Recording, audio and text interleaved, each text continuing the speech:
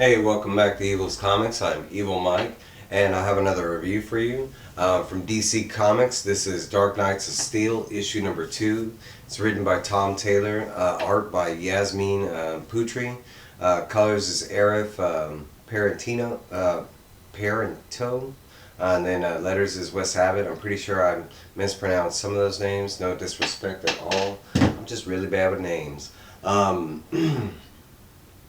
I'll show off some of this art at the end of the review. Please, might as well like, comment, subscribe, get that out of the way. So if you're not reading Dark Knights of Steel, you're missing out because this book is fire. And I'm talking about the art, the story. It's banging so far. It is medieval, style, telling of a DC story kind of, and it's just basically setting up it sets up some of the same events like that the Kryptonians came here some time ago in the medieval times, and they basically came like they set up as king and queen, and then on the other end of the side we saw that Black Lightning is also like a king in another area that this book is takes place in.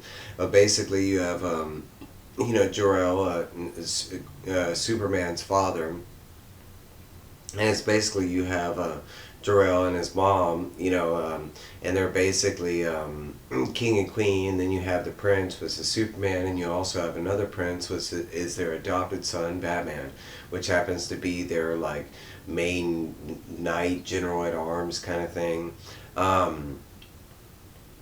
There's other common characters in this book that play good guys, various roles. Harley Quinn is the king's advisor and also court jester.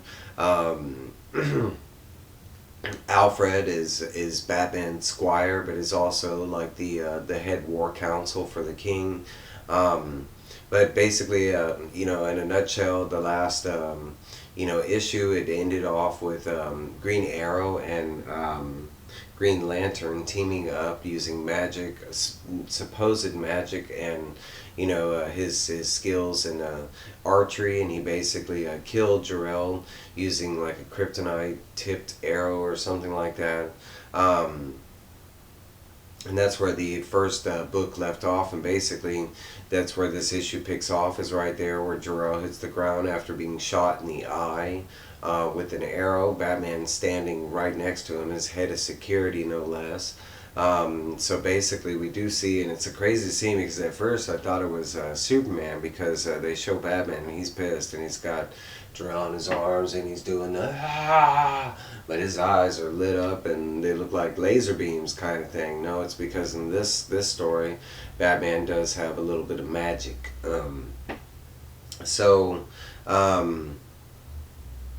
they jump forward, and basically at that point the whole rest of the Superman royal family finds out. Of course, his wife runs out, screaming for Jor-El's body and everything. And then basically after that Batman just takes off. He goes after and he does track down Green Arrow instantly. As soon as he tracks down Green Arrow, actually Green Arrow thinks Batman's like just nothing but a myth and this and that, like he has no skill, that kind of thing.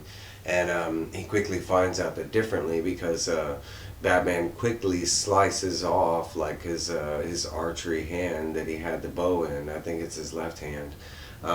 It could be his right, but either or, he does slice off one of his hands, and then basically captures Green Arrow, asking where Green Lantern was, because Batman has already deduced that it had to be the two working together that had killed Jor-El.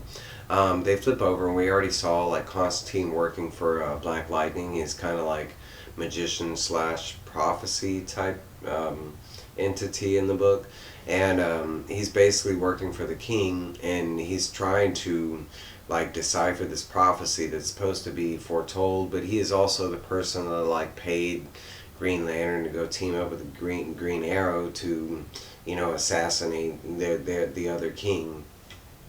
So basically, you just have Constantine kind of telling, King Black Lightning, basically like, hey, that the family's gonna come for you. You're gonna be ready. We're talking about aliens here. It's not just humans. And Black Lightning, of course, in this book, he does have his lightning powers. He does have his children.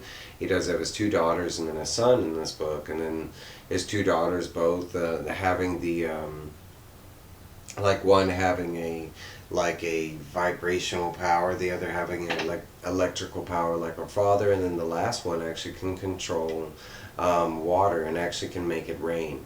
Black Lightning expressing how happy it is that they actually have a water, kind of bender, if you will, to help with crops and that kind of stuff. But basically, Constantine reiterating to Black Lightning that Superman and his family are coming, and basically Black Lightning is stating that they're ready. They do jump back over to like a war council type of meeting with the king, basically stating what they're going to do about Black Lightning, because it kind of, with Green Arrow now in captivity, it kind of points towards back him, towards Black Lightning. We do see like Amanda Waller. She's one of the, like, another member of the War Council that works for Superman's family and such. This story takes us on a third kind of side story, and they jump over to Themyscira Island, or just Amazon Island in this book, and we see Hippolea, and then she's looking for her daughter, and basically her daughter is on the training ground, and she's sparring with someone. And basically they show us that it is none other than Supergirl and Wonder Woman sparring with each other. And of course, Hippolea is bringing the news about what happened to Jor-El, about how he was just murdered and this and that. And, Supergirl being the cousin and part of that family, of course, she instantly gets pissed. But in this book, they Wonder Woman and Supergirl actually dating. They do actually share like a romantic kiss, and Wonder Woman kind of says that she's gonna back whatever Supergirl has to do, and Supergirl just takes off in a I wouldn't say a rageful way, but she definitely takes off with a purpose. Let's just say that.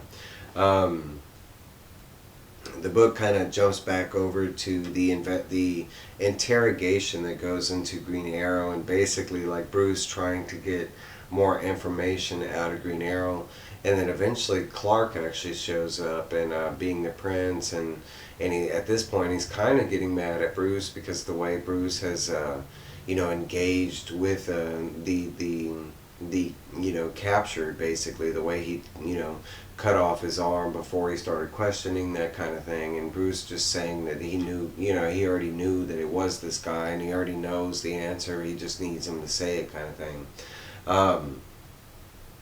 But eventually the book jumps over, and it's just a nighttime scene at Black Lightning's castle, and he is awoken by a loud noise, and all of a sudden we just see boom, and it's Supergirl, and she has broken into his castle and decimated a big chunk of it, and she has grabbed his youngest son, and she is basically just like she states that she's basically a life for a life kind of thing, blood for blood.